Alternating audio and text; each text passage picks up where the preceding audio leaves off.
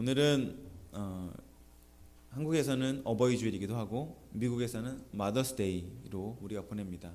특별히 어머니 날을 맞이해서 우리 모든 어머니들 꽃을 드렸지만 우리가 다 어머니가 아니었으면 우리가 어떻게 여기 있겠습니까? 우리를 낳아주시고 길러주신 어머니의 은혜에 감사하지 않을 수 없습니다. 그리고 그 어머니를 주신 허락하신 하나님 아버지께 감사하지 않을 수 없는 것이죠. 우리가 어머니 그러면 모두가 다 이 세상에서 가장 위대한 사랑의 샘플로 어머니의 사랑을 얘기합니다. 어머니의 사랑에 대해서 참 많은 이야기들이 있어요. 제가 기억하는 어머니의 사랑을 보여주는 그런 옛날 이야기가 있습니다. 우리나라 옛날에 중국의 한 사신이 2마리 말을 끌고 우리나라에 왔답니다. 그래서 2마리 말을 끌고 오면서 이 똑같게 생긴 2마리를 딱 가져온 거예요. 그러면서 이 둘 중에 누가 어미고 누가 새끼인지 맞춰봐라 라고 문제를 냈다고 합니다. 그랬더니 조정 대신들이 모여갖고 이렇게 저렇게 머리를 고민을 하면서 머리를 싸매고 생각해 봤는데 도저히 알 수가 없다는 거예요. 너무 똑같이 생겨갖고. 그래서 그렇게 근심하고 걱정하고 중국에서 온 사신은 절대 못 맞출 것이다 라고 하면서 이렇게 희희낙낙 있었던 그런 시간에 이 조정 중에 대신 중에 한 명이 집에 가서 근심해 있으니까 늙은 노모가 무슨 일로 이렇게 근심하냐 라고 물으시니 이러이러한 여차여차한 일이 있어서 참 애매합니다 라고 했을 때 그 어머니가 뭐 그렇게 쉬운 문제를 가지고 고민하냐, 늙은 엄마는 다 안다 라고 하면서 하는 대답이 하루만 아무것도 먹이를 주지 마라, 그리고 그 다음날 먹여줘서 먼저 먹는 말이 새끼다, 이렇게 대답을 했다고 합니다. 그래서 그렇게 문제를 풀었던 이야기가 제 귀에 맴돌면서 짐승이나 사람이나 자식을 생각하는, 먼저 배려하고 살리려고 하는, 생명을 주는 어머니의 사랑, 특별히 희생의 사랑, 우리가 여기에 감사하고 은혜를 갖는 것이죠. 그리고 또 하나님의 사랑도 그와 같이 주는 사랑, 베푸는 사랑, 섬기고 희생하는 사랑, 이기 때문에 우리가 그 사랑에 감사하고 감격하며 우리의 삶을 드리는 거 아니겠습니까? 똑같이 그 사랑 안에 그 빛깔이 있는 것이죠. 희생의 사랑. 이 희생의 사랑이 여러분 모든 것을 세우는 근원이 됩니다. 여러분 가정 안에 어머니의 사랑 때문에 그 토대 위에 가정이 세워집니다. 마치 나무에 뿌리는 보이지 않지만 보이는 수많은 무성한 잎사귀 열매들이 그 뿌리를 통하여서 자라듯이 우리 어머니의 은혜와 사랑이 마치 그런 것이죠. 가정 안에서 어머니는 드러내려 하지 않으시고 자기를 자랑하려 하지 않으시고 계속 뒤에서 섬기시고 희생하시고 서포트 하시는 그 사랑, 그로 말미암아 튼튼한 나무가 서가는 가정의 기초가 어머니의 사랑이라고 우리가 할 수 있는 것이죠. 가정만 그렇습니까? 여러분 교회도 마찬가지입니다. 교회의 기초가 무엇입니까? 예수 그리스도의 십자가의 사랑 아니겠습니까? 그 십자가의 사랑은 우리를 위하여 생명을 주신, 피와 모든 물을 다 쏟아부으신 예수님의 희생의 사랑으로 교회가 세워졌습니다. 여러분 교회가 자라나고 성장하는데 그러므로 필요한 게 무엇이겠습니까? 다른 게 아닙니다. 그 예수님의 사랑, 희생의 사랑이 들어가야 가정이 바로 서고 교회가 바로 섭니다.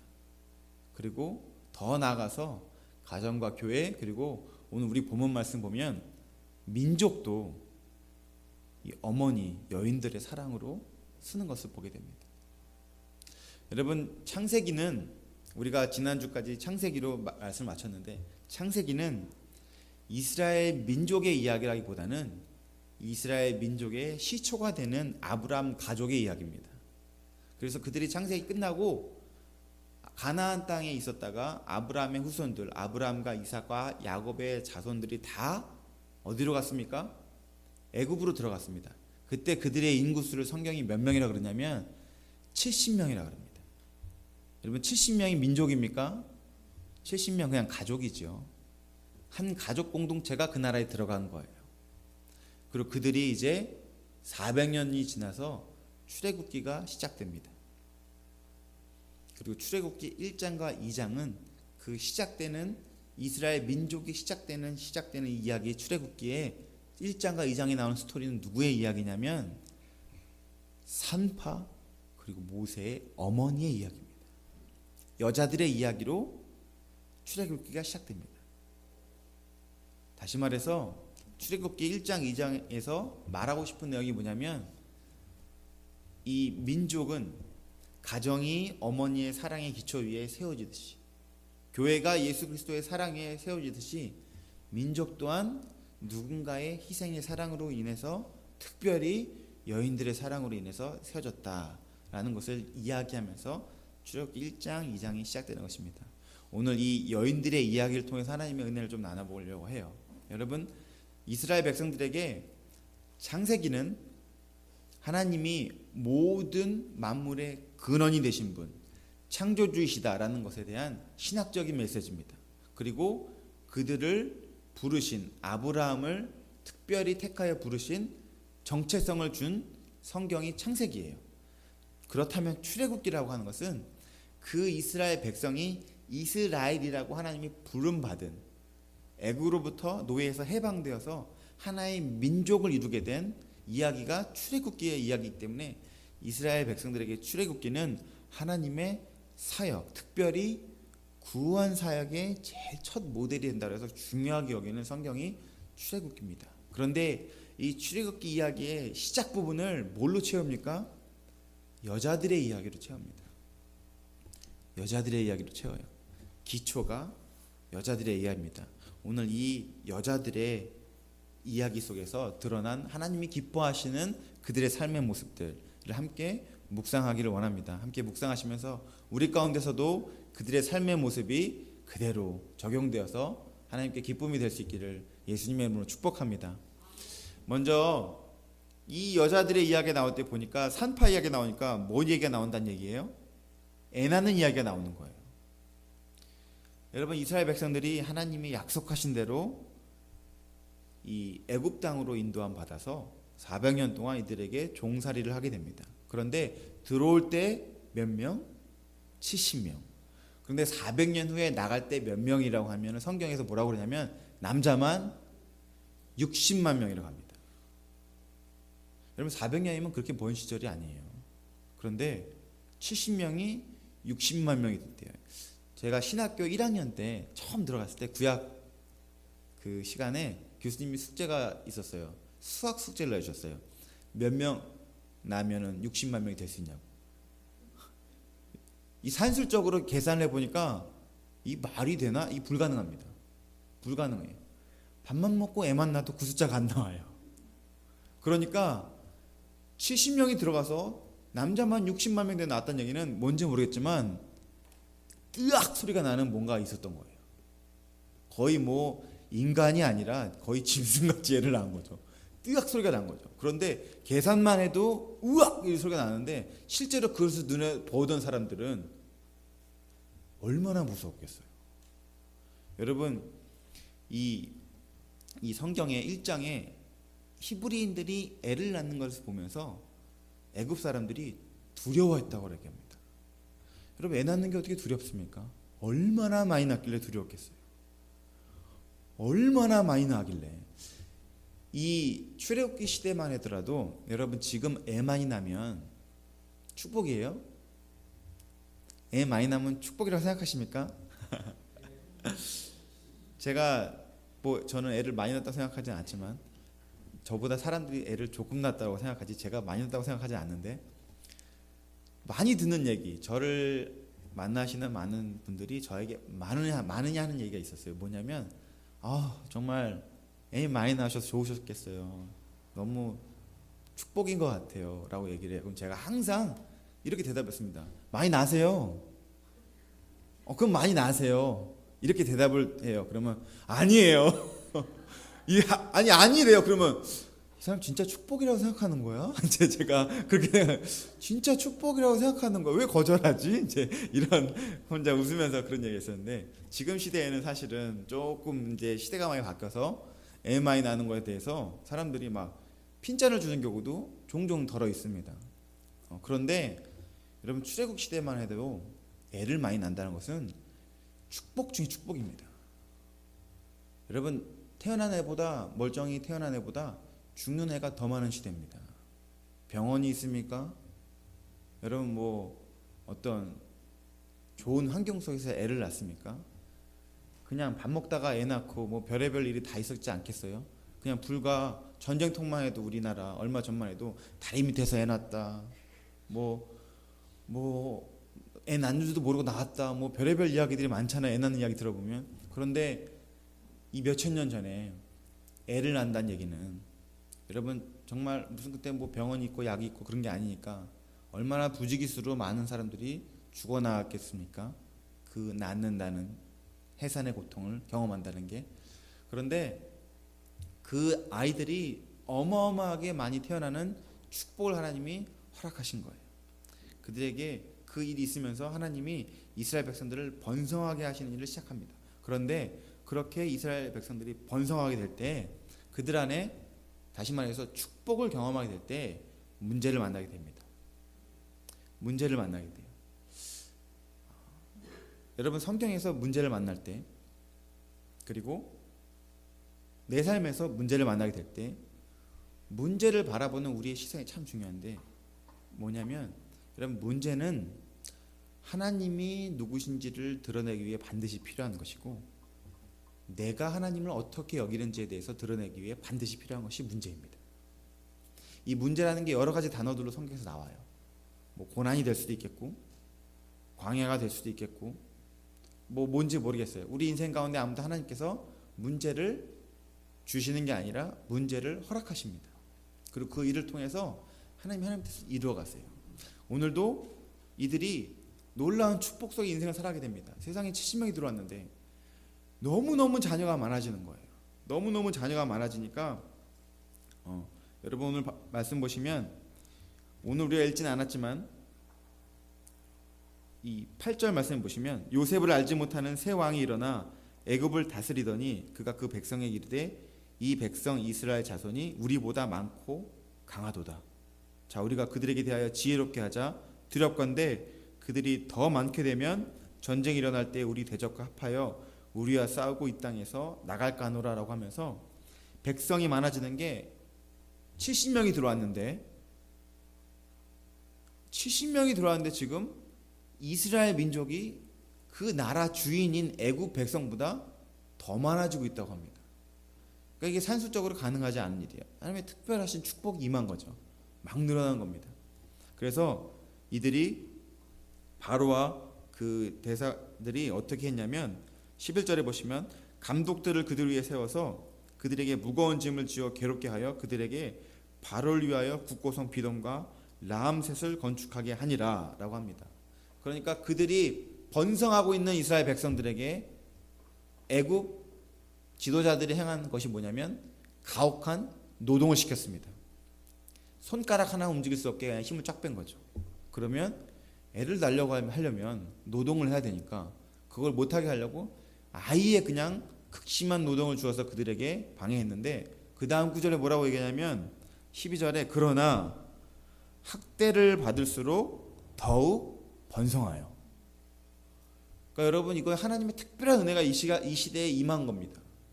도대체가 아니 밤새 일했는데 언제 애 낳을 시간이 있었어? 막 이런 질문을 하는데 이해가 안 되게 막 더 애가 막 생기니까 애굽 백성들이 아주 그냥 혼비백산하게 된 거죠. 이 민족은 도대체 뭐가 있나? 이 민족에게 무엇이 있나? 이거 너무 무서운 지형이 된 것입니다. 그래서 뭐 엄한 노동을 시키다가 막아지지가 않으니까 그래서 하게 된 것이 바로가 산파들을 부르는 것입니다.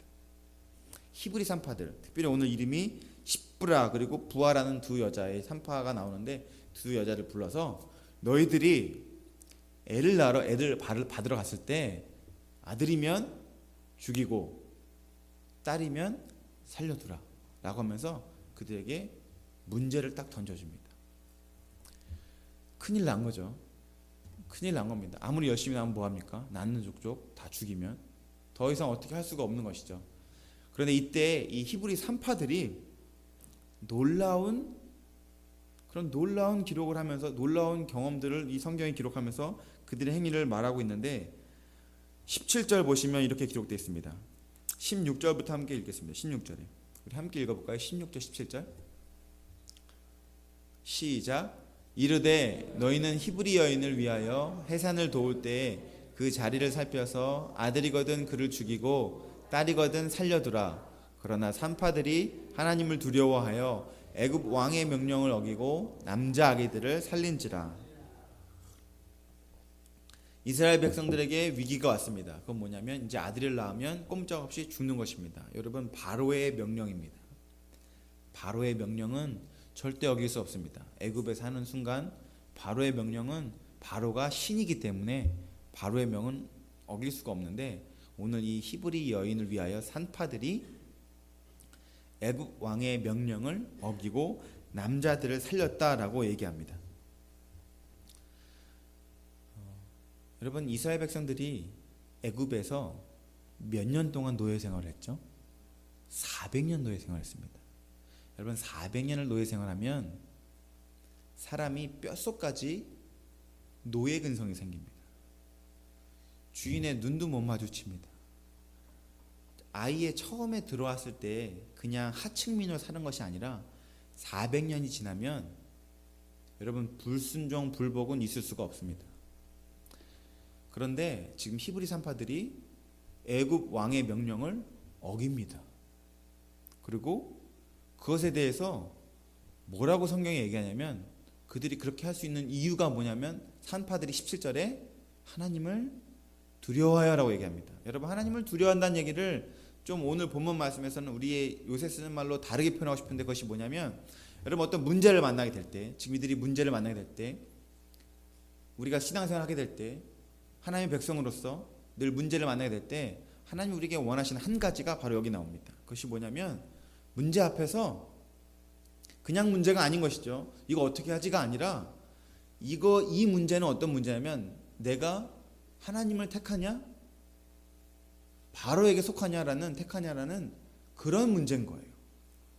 나는 하나님의 백성으로서 하나님의 원하시는 삶을 살기를 원하는데, 그렇게 되면은 어떻게 됩니까? 죽을 수도 있는 문제가 되는 거예요.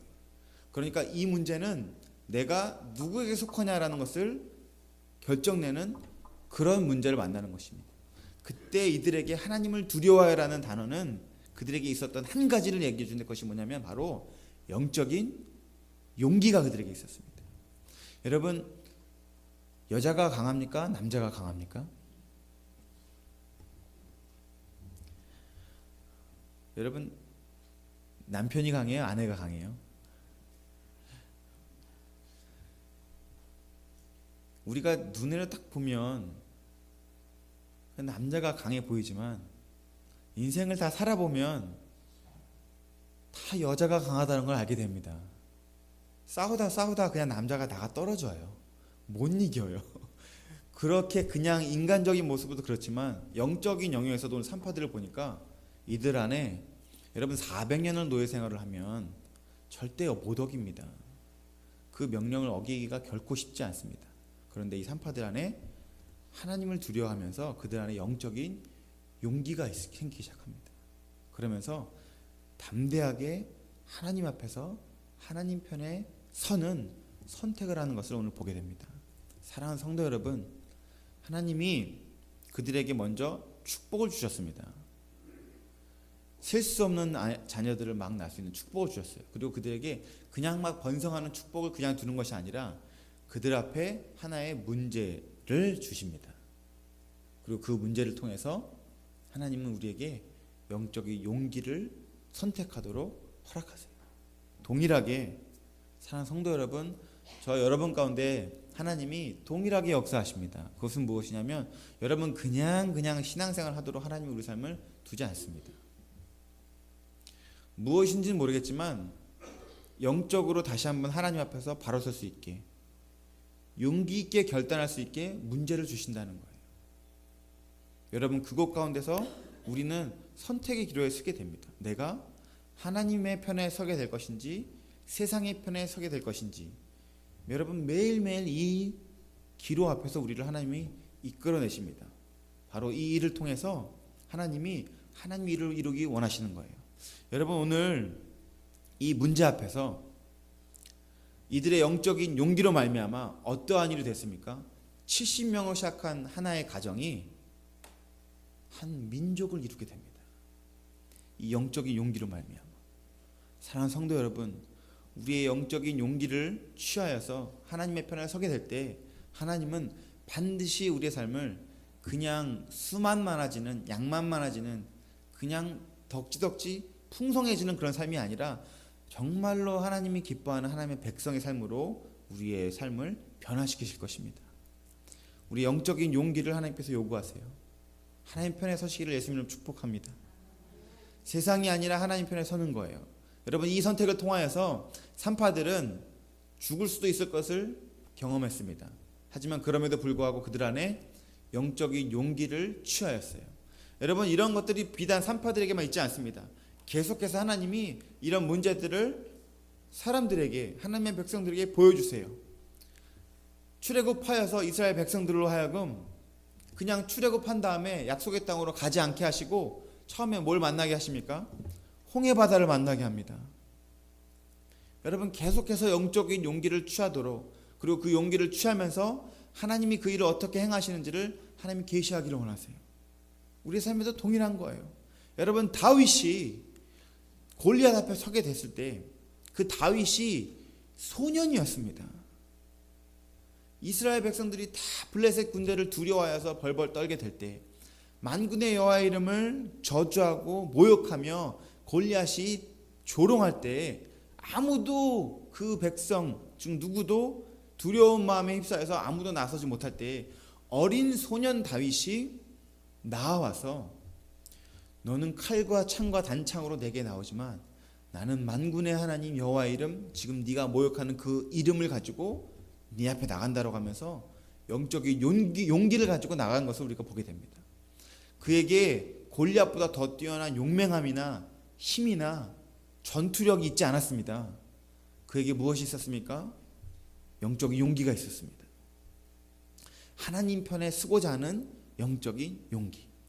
수많은 믿음의 선진들이, 순교자들이 여러분 다 그렇게 믿음의 길을 선택하게 될 때 그들 안에 있었던 것이 무엇입니까? 영적인 용기입니다. 여러분, 여러분의 신앙생활에 용기라는 단어는 있으십니까? 세상을 등지고서도 하나님 편에 서고자 하는 영적인 용기가 있으십니까? 오늘 이 산파들의 이야기를 들으시면서 그 영적인 용기를 사모하시는 저와 여러분이 되실 수 있기를 예수님의 이름으로 축복합니다. 여러분, 하나님 편에 서고자 하는 것, 그 일로 인해 말미암아 출애굽기 2장부터의 스토리가 이어지는 기초가 된 것입니다. 영적인 용기, 하나님 편에 서고자 하는 그들의 용기, 이것이 오늘 본문 말씀에 나왔던 하나님이 우리에게 말씀해 주고 싶으신 첫 번째 이야기, 산파들의 이야기에서 나타난 것입니다. 그리고 그렇게 그들이 눈에 보이는 바로의 두려운 권위보다 보이지 않는 하나님의 권위를 묵상하면서 나아가게 됐던 것이죠. 여러분, 우리를 넘어뜨리고 무섭게 하고 두렵게 하는 것들, 보이는 것들, 여러분 그런 것들이 오시게 될 때 우리의 마음에 다시 한번 영적인 용기를 되새김질하십시오. 하나님을 선택하고자 하는, 하나님 편에 서고자 하는 결심을 다시 하십시오. 보이는 것들은 여러분 우리가 느껴지기에 큰 것이지 그들보다, 바로보다 하나님 더 큰 분이십니다. 서양 속담에 그런 말이 있습니다. 퇴근할 때 의자 사지 말아라. 왜냐하면 퇴근하면 몸이 어때요? 피곤하니까 아무 의자나 다 편하다는 거예요. 그러니까 퇴근할 때 의자 사지 말고 멀쩡할 때 의자 사야지 진짜 편한지 안 편한지를 잘 고를 수 있다는 거죠. 어떤 강사가 그런 얘기도 했었어요. 배고플 때 장 보지 말아라. 내가 먹을 것보다 이것도 먹고 싶고 저것도 먹고 싶고 이것저것 다 사니까 규모 있게 살 수가 없다는 거죠.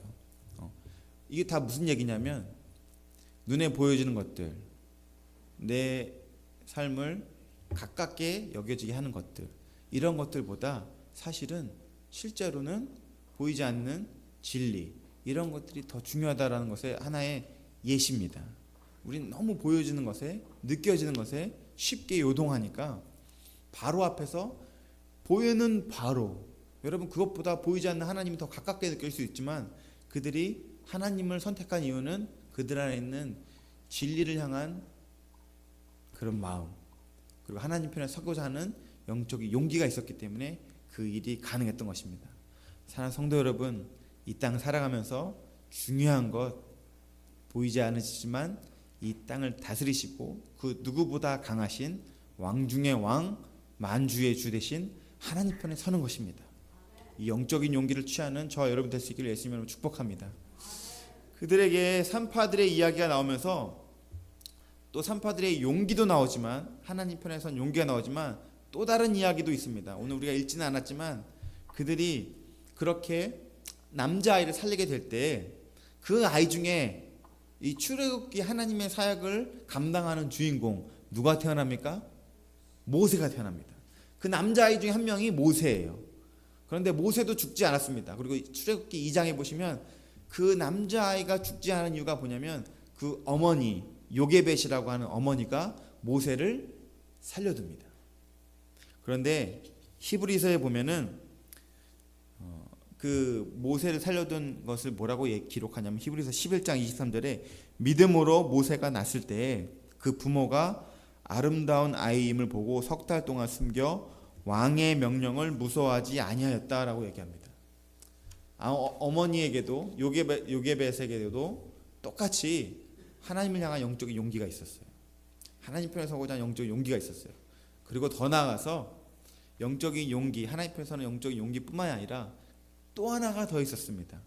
이 출애굽기 1장 2장의 기초가 되는 것, 모세라는 사람을 세웠던 것, 그것은 뭐냐면 그들이 하나님 편에 자신뿐만이 아니라 자신의 자녀들도 하나님 편에 세우려고 하는 영적인 지혜도 있었습니다.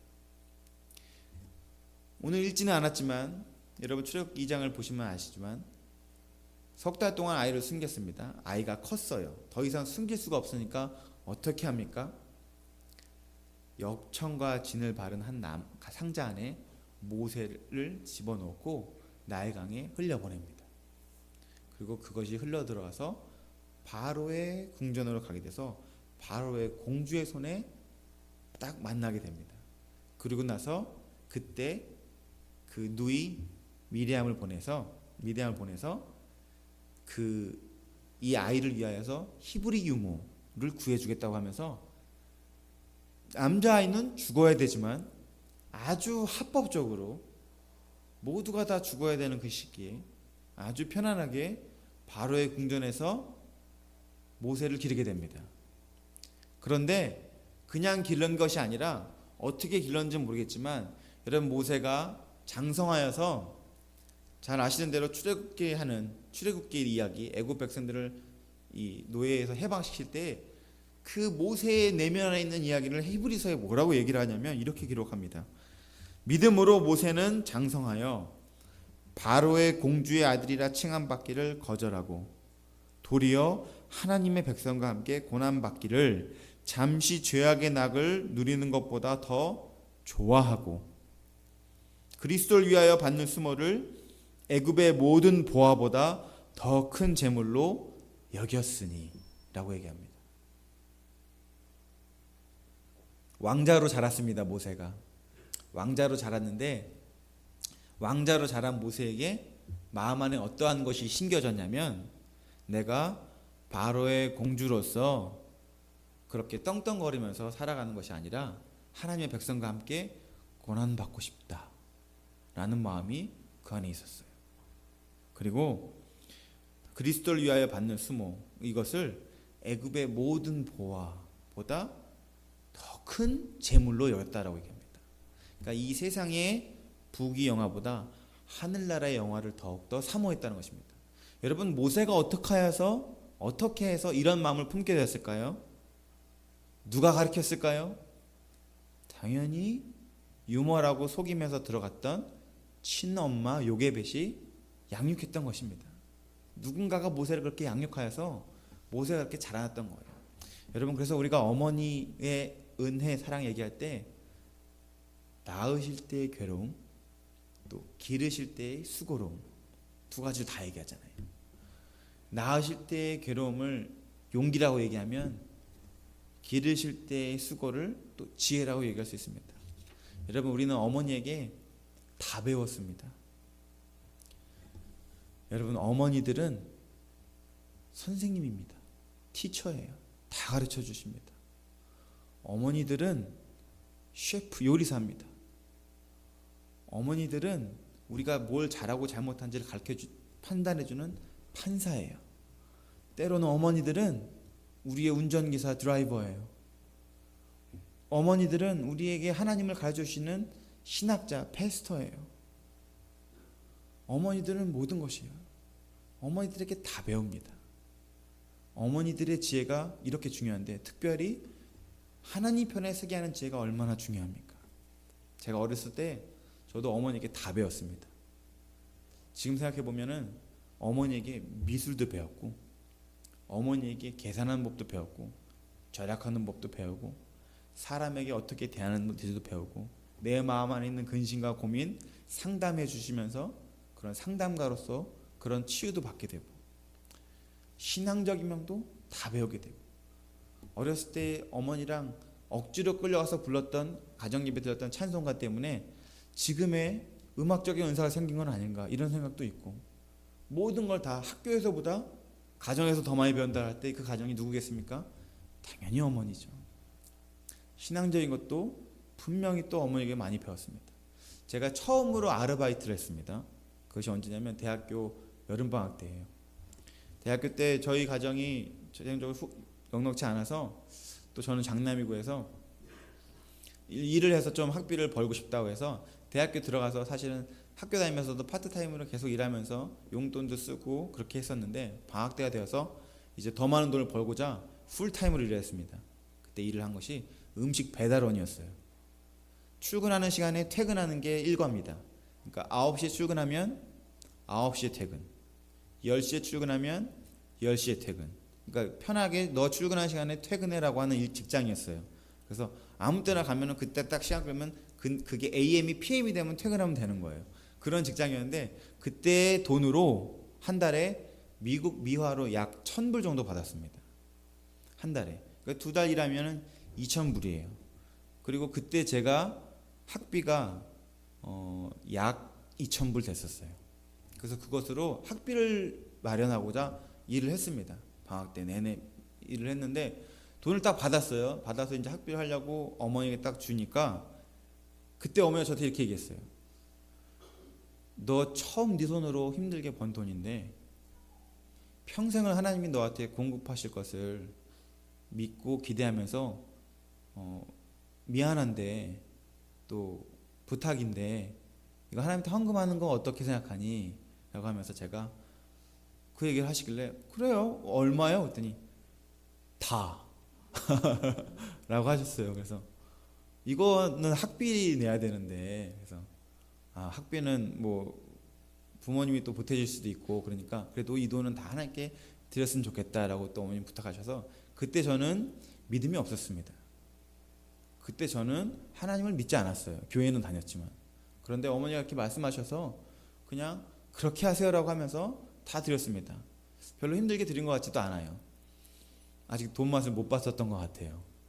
그래서 다 드렸었는데 그게 아직도 기억에 남습니다. 헌금할 때마다 기억에 남습니다. 지금도 헌금 드릴 때 그 기억이 새록새록 떠오릅니다.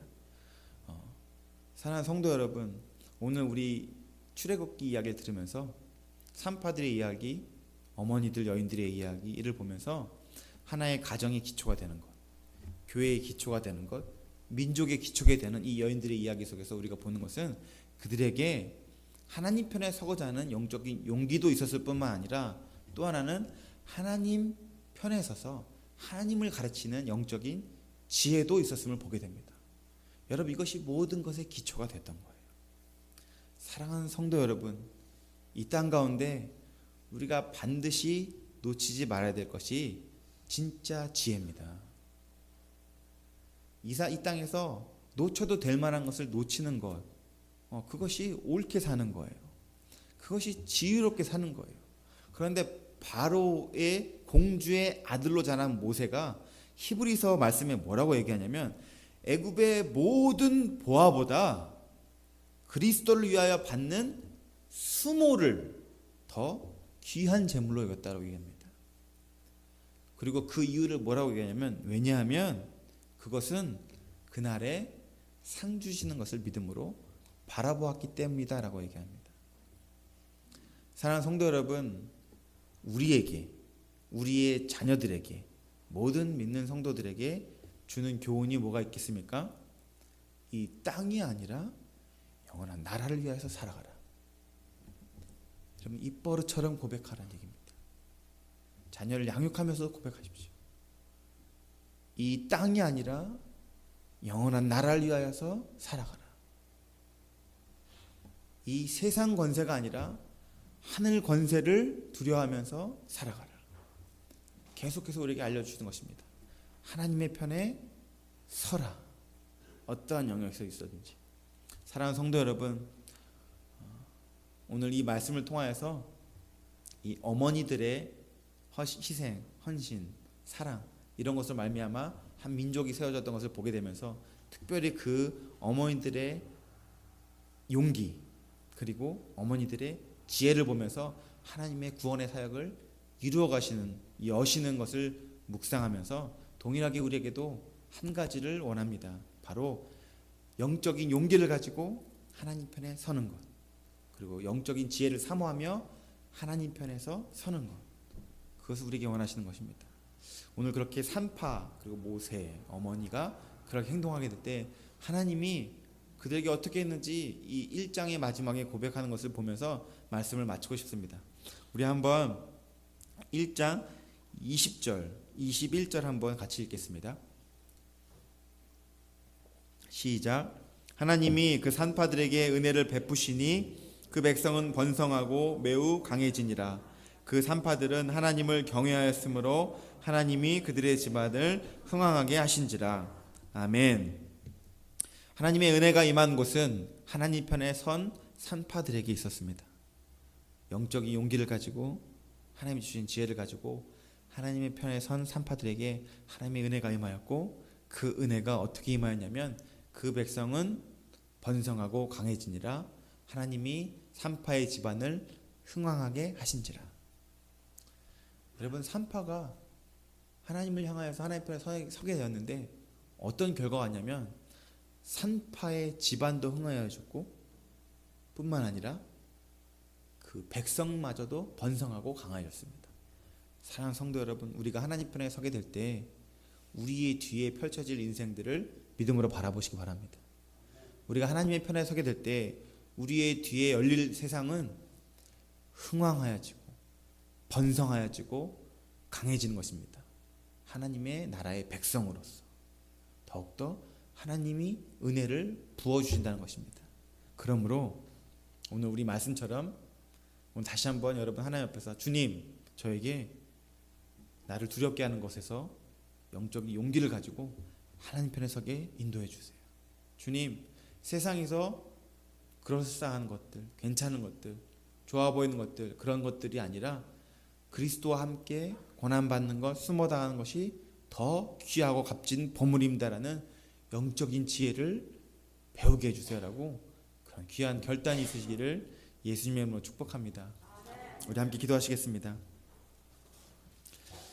참 좋으신 하나님 아버지, 오늘도 우리에게 귀한 예배의 자리로 나오게 하는 은혜를 허락하신 감사합니다. 아버지 하나님, 예배 가운데 주님이 주신 말씀을 묵상하며 하나님, 우리의 가정의 기초, 또 우리의 교회의 기초, 민족의 기초를 세워가는 그 희생적인 사랑, 하나님을 향해서 서게 되어 있는 산파들의 믿음을 보면서 아버지 하나님, 오늘도 다시 한번 우리에게 도전하는 하나님의 말씀을 묵상하며 우리가 영적인 용기를 취하게 하시고 영적인 지혜를 사모하게 하셔서 하나님을 기쁘시게 하며 하나님 편에 서는 우리 모든 성도들 될 수 있도록 주님 축복해 주시옵소서. 감사를 드리며 예수님의 이름으로 기도합니다. 아멘.